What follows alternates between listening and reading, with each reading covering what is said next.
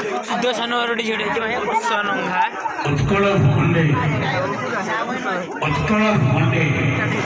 କଳା ନୈପୁଣ ପାଞ୍ଚଗଡ଼ରେ ସେହି ବିଚକ୍ଷୁଭୂତ କଳାମୟ ସ୍ଥାନ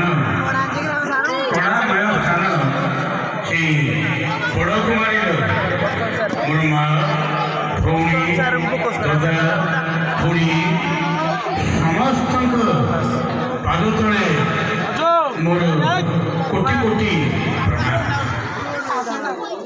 ଆଜି ଓଡ଼ିଶାର ଏମିତି ଗୋଟିଏ ଗାଁ ଏଇ ବଡ଼କୁମାରୀ ଯେଉଁଠି ଦଣ୍ଡନାଚ ଦାସକାଠିଆ ପାଲା ଦୁଆରୀ ଏବଂ ଦିଟା ଏକ ବର୍ଷକେ ଚାରିଟା ଏ କଳାକ୍ଷେତ୍ରକୁ ପରିବ୍ୟାପ୍ତ କରିବା ପାଇଁ ନାଟକ ଅନୁଷ୍ଠିତ ହେଉଛି ତାହା ଆମ ବୋଲଗଡ଼ ଅଞ୍ଚଳ ପାଇଁ ଗୌରବ ଓ ଗର୍ବର ବିଷୟ କେଉଁଠି କିଛି ନାହିଁ।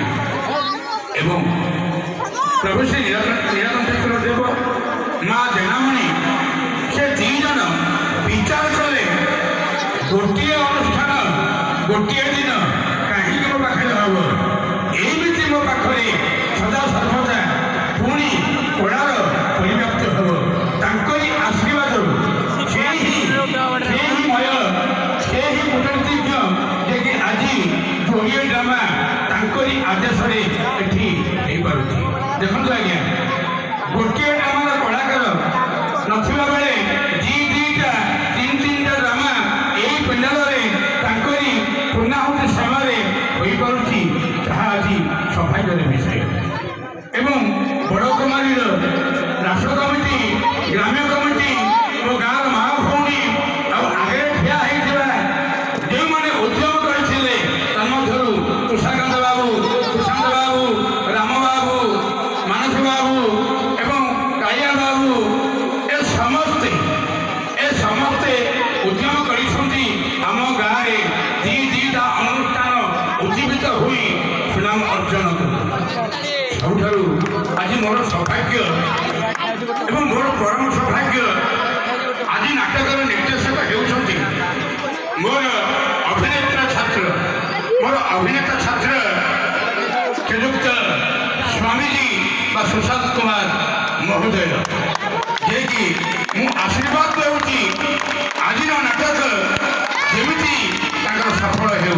କାରଣ ଦିନେ ପରଶୁରାମକୁ ଭୀଷ୍ମ କହିଥିଲେ ଗୁରୁଦେବ ଅପେକ୍ଷା କର ତମର ପାଦ ଚୁମ୍ବନ କରିବ ମୋର ଈଶ୍ୱର ଆଖ୍ୟା। ସେଇଦିନ ପରଶୁରାମ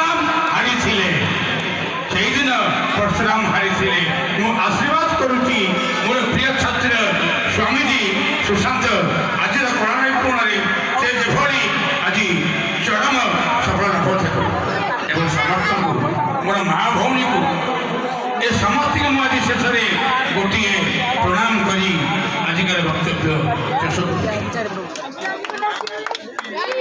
ପରେ ଅନୁରୋଧ କରିବି ସୁଶାନ୍ତ କୁମାରଙ୍କୁ ଦେବି ଆମ ଯାତ୍ରାର ନିର୍ଦ୍ଦେଶକ ସ୍ୱାମୀଜୀ ନାମରେ ପରିଚିତ ସେଟାକୁ ବକ୍ତବ୍ୟ ସଂଖ୍ୟା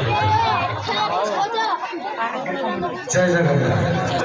କଳା ମନସ୍କୁ ଚାହିଁ ଏ ପୃଥିବୀ ରହିଥାଉଛି ଫୁଲମାନେ ଆଜି ପରି ମଧୁମୟ ଆଉ ସେଇଥିପାଇଁ ଗୋଟେ କଳାକାର ସବୁ କିଛି ଉତ୍ସର୍ଗ କରିଲେ ବିନା ସଂକୋଚରେ ପୁରୁଣା ପୁସ୍ତକ ଭରିଆ ତା ପାଖରେ ନଥାଏ ଦେୱାଲର ହିସାବ। ଏ ମାଟି କଥା, ଏ ପାଞ୍ଚଗଡ଼ର କଥା, ଏ ଗାଁର କଥା, ଏ ଗାଁର ଗାରିମା ମୋ ଗୁରୁ ତ ସବୁ ବଖାଇ ସାରିଲେଣି। ଏତିକି ବୋଲା ଏ ଗାଁକୁ, ଏ ପଞ୍ଚାୟତକୁ, ଏ ପାଞ୍ଚଗଡ଼କୁ ବର୍ଣ୍ଣନା କରିବାର ଏତେ ବଡ଼ ଦୁଷ୍ଟତା ମୋର ହବନି। କିନ୍ତୁ ନାଟକ ବିଷୟରେ ଏଇଆ ମୁଁ କହିବି, ନାଟକଟି ହେଉଛି ଲୁହରୁ ଆରମ୍ଭ ଲୁହରେ ଶେଷ। କିନ୍ତୁ ମୋତେ ବହୁତ କମ୍ ସମୟ ମିଳିଛି ଏ ନାଟକଟିକି ସଜାଡ଼ିବା ପାଇଁ। ନାଟକଟି ଆପଣ ଆରମ୍ଭରୁ ଶେଷ ଯାଏ ଉପଭୋଗ କରିବାକୁ ଚେଷ୍ଟା କରନ୍ତୁ।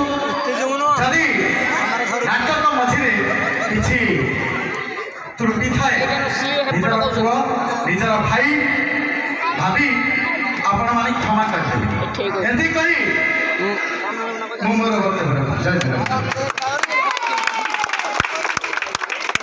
ପରିଶେଷରେ ମୁଁ ଅନୁରୋଧ କରିବି ଖେଳୁଚର ନାୟକୁ ତାର ଶେଷ ବକ୍ତବ୍ୟ ରଖିବେ, ତାପରେ ଆମେ ନାଟକ କାର୍ଯ୍ୟକ୍ରମ ଆରମ୍ଭ କରିବା। ସେ ବହୁତ କଷ୍ଟ କରି এই ନାଟକଟିକୁ ଆୟୋଜନ କରିଛନ୍ତି। ବହୁତ ମାନେ ତାଙ୍କ ଶ୍ରେୟଟା ସବୁ ଖେଳୁଚର ନାୟକ ଯିବ ବୋଲି ଭାବୁଛି।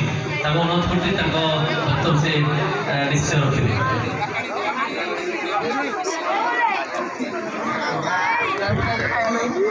ପ୍ରଭୁଙ୍କ ପ୍ରଣାମ କରି